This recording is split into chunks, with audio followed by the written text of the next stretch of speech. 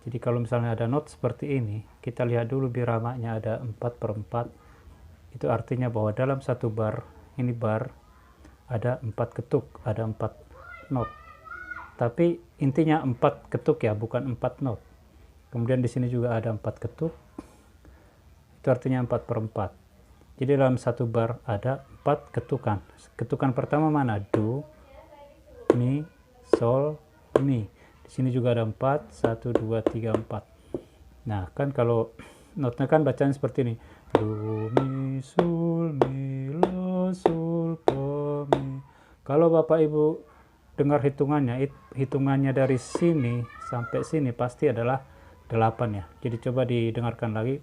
Do, mi, sol, mi, la, sol, fa, mi. Itu ada 8. Dan not di sini adalah not 1/4. Ini adalah not 1/4.